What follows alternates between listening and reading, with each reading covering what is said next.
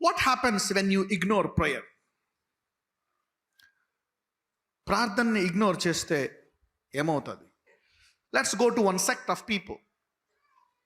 Let's go to Hebrews chapter 12 verse 15 to 16.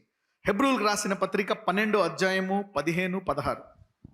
మీలో ఎవడైనను దేవుని కృపను పొందకుండా తప్పిపోవునేమో అని. ఆగండి, దేవుని కృపను పొందకుండా తప్పిపోతాడంట. దేవుడు కృపామయుడే. మీలో ఎవడైనను దేవుని కృపను పొందకుండా తప్పిపోవునేమో. Lest any man fail the grace of God. అంటే దేవుని కృప కూడా పొందుకోకుండా తప్పిపోవచ్చేమో. How? By negligence. God wants to give you everything, bless you, pour out his blessings. దేవుడు అడుగు వాటికంటే, ఊహించు వాటికంటే అత్యధికంగా నీకు ఇవ్వగలడు, నిన్ను ఆశీర్వదించగలడు. చూద్దాం ఇక్కడ ఏమంటున్నాడు. మీలో ఎవడైనాను దేవుని కృపను పొందకుండా తప్పిపోవునేమో అనియు, చేదైన వేరు ఏదైనాను మొలిచి కలవరపరచుట వలన some bitterness in their heart. నాకే ఏం చేయలేదు, ఇక నా పిల్లలకి ఏం చెప్పను ప్రార్థన గురించి. చదవండి. ఒక పూట కూటి కొరకు తన జ్యేష్ఠత్వపు హక్కును అమ్మివేసిన ఏశావు వంటి భ్రష్టుడైనను వ్యభిచారి అయినను ఉండునేమో అనియు జాగ్రత్తగా చూచుకొని. ఏశావు సడన్ గా పాడైపోలే. ఏశావు కొంచెం కొంచెం పాడైపోయాడు. Slowly he got destroyed. ఏ స్థాయికి వెళ్ళిపోయాడంట, ఇక నాకు దేవుని జ్యేష్ఠత్వము అవసరం లేదు. ఆ రోజుల్లో అబ్రహాముకి ఆశీర్వాదాలు అనేవి మొదటి కుమారుడికి ఎక్కువ వస్తాయంట. The blessings. ఇగ్నోరెన్స్ ఎందుకు వచ్చింది చూడండి. ఒక్కని వల్ల అతని తరమంతా ఏమైపోయిందో మనం చూద్దాం. Let us see. ఆదికాండము 25వ అధ్యాయము 30వ వచనము. Genesis 25 verse 30. నేను అలసి ఉన్నాను, ఆ ఎర్రగా ఉన్నదానిలో కొంచెము దయచేసి నాకు పెట్టుమని అడిగాను. అందుచేత అతని పేరు ఏదోము అనబడింది. ఇప్పుడు ఇక్కడ ఈ వ్యక్తి ఎవరు? నాకు ఎర్రగా ఉన్నది కొంచెము అందులోంచి నాకు పెట్టు. ఒక పూట కూటి కొరకు దేని పక్కన పెట్టేశాడు? జ్యేష్ఠత్వం. అందుకే అతనికి ఏం పేరు పెట్టారంట? ఎదోము. Edomites are those who walk by sight, not by faith. Beware of Edomites. ఎదోమీయులు. ఏసావుని ఎదోమీయులు దేని బట్టి నడుచుకుంటారంటే శరీరానుసారముగా నడుచుకుంటారంట, కనుచూపును బట్టి నడుచుకుంటారంట. వీరు విశ్వాసముతో నడుచుకునే వారు కారు. Why did this generation come? Edomites. చూద్దాం. ఆదికాండము 36:1. Genesis chapter 36 verse 1. ఎదోమును ఏసావు వంశావళి ఇదే. ఇప్పుడు ఏసావు వంశావళి అంతా ఎవరైపోయారు? ఎదోమీయులు. The Edomites are called the generations of Esau. వీళ్ళంతా ఎదోమీయులు అయిపోయారంట. అంటే ఒక వ్యక్తి కనుక నిర్లక్ష్యం చేయడం వల్ల ఎదోమీయుల గురించి దేవుడు ఏం చెప్తున్నాడో చూద్దాం. Let's see what is God talking about Edomites. యెహెజ్కేలు గ్రంథానికి వెళ్దాం. 25:12. Ezekiel chapter 25 verse 12. మరియు ప్రభువైన యెహోవా ఈ మాట సెలవిచ్చుచున్నాడు, ఎదోమీయులు యూదా వారి మీద పగ తీర్చుకొనుచున్నారు. తీర్చుకొనుటలో వారు బహుగా దోషులైరి కనుక ప్రభువైన యెహోవా సెలవిచ్చినదేమనగా, ఎదోము మీద నా చెయ్యి చాపి మనుషులేమి పశువులేమి దానిలో ఉండకుండా నేను సమస్తమును నిర్మూలము చేయుదును. తేమాను పట్టణము మొదలుకొని నేను దాన్ని పాడు చేయుదును. దదాను వరకు జనులందరూ ఖడ్గము చేత కూలుదురు. నా జనులైన ఇశ్రాయేలీల చేత ఎదోము వారి మీద నా పగ తీర్చుకొందును. ఎదోమీయుల విషయమై నా కోపమును బట్టియు నా రౌద్రమును బట్టియు నేను ఆలోచించిన దానిని వారు నెరవేర్చుదురు. ఎదోమీయులు నా క్రోధము తెలుసుకొందురు. ఇదే యెహోవా వాక్కు. వీళ్ళు దేని బట్టి నడుచుకునేవారు? శరీరాన్ని బట్టి, కనుచూపు. They walk by eye sight. వీళ్ళంట యాకోబు వంశస్థులను తిరగబడి వారిని హతమార్చారంట. యాకోబు ఎవరు? యాకోబు వంశస్థులు వాళ్ళ సహోదరులే కదా. సహోదరులను మరి దేవుని నిబంధనను ప్రేమించాలా? You have to respect the covenant of God. దేవుడు వెన్నుకున్నాడు. వారు నా తండ్రి సంతానము, నా తండ్రి ఆశీర్వాదం పంచుకున్న వాళ్ళు. నేను ఆశీర్వదించబడ్డాను, వారు ఆశీర్వదించబడ్డారు. వాళ్ళని గౌరవించాల్సింది పోయి అందరూ చంపుతుంటే, అవునా, మోయాబీయులు వీళ్ళు ఎక్కడెక్కడి నుంచో వచ్చి వాళ్ళని హింసిస్తుంటే అమాలేకీయులు, కనానీయులు వీళ్ళు కూడా ఏం చేశారంట? యూదా వారిని చంపేశారంట. చూసారా? ఇదంతా ఎక్కడ మొదలైంది? ఒక వ్యక్తి యొక్క నిర్లక్ష్యం. One man's ignorance has led them to totally ignore the covenant of God, ignoring the promises of God, ignoring the grace of God. దేవుడు వాడిని ఎన్నుకున్నాడు, దేవుడు ఆశీర్వదించాడు, దేవుని కృప ఉంది నా సహోదరుల వాళ్ళు. I shouldn't kill them. One man's ignorance.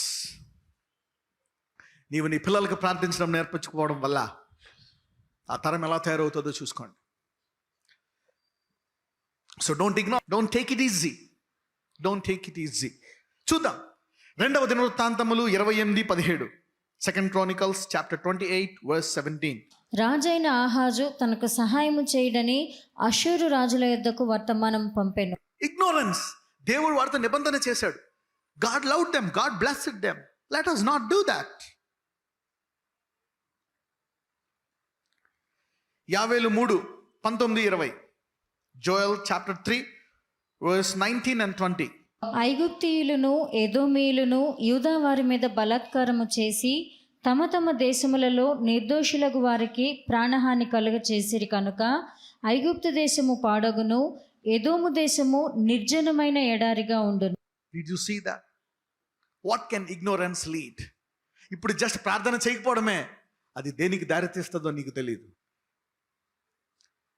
పక్కనతో చెప్పండి, ప్రార్థన చేయకపోవడము దేనికి దారితీస్తుందో మనకు తెలియదు అని చెప్పండి. So prayerlessness can lead you to any dangerous situation. Ignorance, negligence, ignorance of prayer. ప్రార్థన నిర్లక్ష్యము మంచిది కాదు అని చెప్పండి పక్కన వాళ్ళతో. ఒక వ్యక్తి ఆశీర్వాదం పొందుకుందామని దేవుని ఆశీర్వాదానికి ఆశ కలిగిన వాడు. ఎవరి వ్యక్తి? యాకోబు. ఆ వ్యక్తి మీద శాశ్వత కాల కృప వచ్చింది ఇజ్రాయెల్కి. ఏమొచ్చింది ఇజ్రాయెల్కి? శాశ్వత కాల కృప. ద్వేషించిన వాడికి ఏమొచ్చింది? శాశ్వత కాల ద్వేషం. ఇజ్రాయెల్ మీదకి శాశ్వత కాల కృప వచ్చింది. మనకి శరీరంలో ప్రెషర్ పుట్టదు, కానీ ఎలా నడుచుకోవాలా?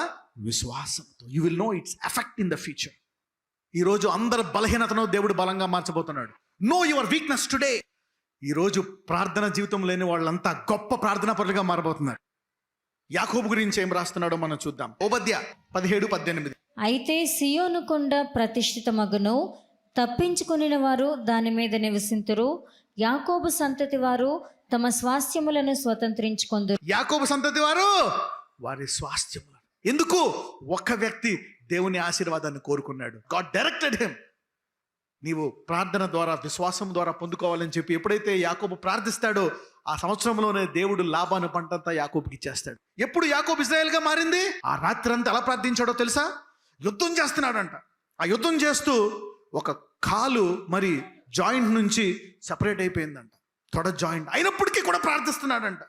అప్పుడు దేవుడు చూశాడు, రైట్, ఇలాగ చట్టపరంగా యుద్ధం చేయి, ఇంత ఆశతో యుద్ధం చేయి, నీ పేరు మార్చేస్తున్నాను. He fought to his life. తొడలో జాయింట్ ఇరిగిపోయినా సరే నీవు ఆశీర్వదిస్తే కానీ నేను నిన్ను విడిచిపెట్టను అంటాడు దూతతో. ఇజ్రాయేల్గా మారే వరకు దేవునితో ప్రార్థించాడా లేదా? A night of prayer has changed Jacob's life forever. A desire to pray. ఒక రాత్రంతా ప్రార్థించి విడిచిపెట్టాడు. వెళ్ళిపోవాలంటే ఏమంటాడు? నేను నిన్ను విడవను, నన్ను ఆశీర్వదిస్తే కానీ. A man's desire. దేవుడు చెప్తున్నాడు, యాకోబు సంతతిని ఆశీర్వదిస్తాను. నీకు ఏ ఇబ్బంది ఉందో pray about that. Lord, this is my problem, please help me. చదవం. యాకోబు సంతతిని నేను తమ స్వాస్థ్యములను స్వతంత్రించుకుందరు. చదువమ్మా.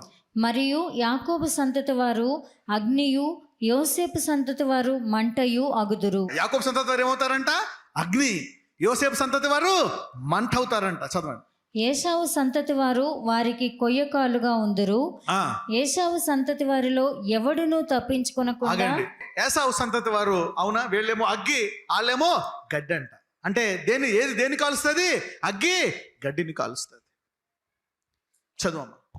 ఏశావు సంతతి వారిలో ఎవడును తప్పించుకొనకుండా యోసేపు సంతతి వారు వారిలో మండి వారిని కాల్చుదురు.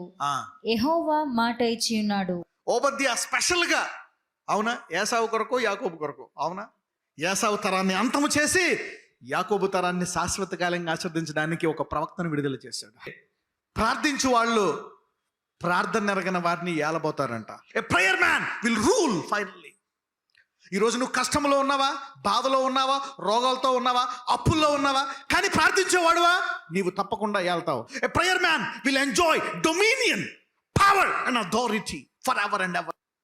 ఏ prayer man will enjoy authority and dominion. This message will change your life. ప్రార్థించే యాకోబు తనకు తరతరములు ఎవరు పుడతారు యాకోబు సంతతి నుంచి? రక్షకులు, saviours will be born. English Bible ఏమని ఉంటుందంటే, saviours shall come up of Mount Zion to judge Mount Esau, the kingdom shall be Lord. దేవుని రాజ్యం ఎప్పుడవుతుందంటే, అవునా, ఎందుకంటే ప్రార్థించేవారు దేవుని తరము. Prayer people are God's generation. Prayer will dominate everyone.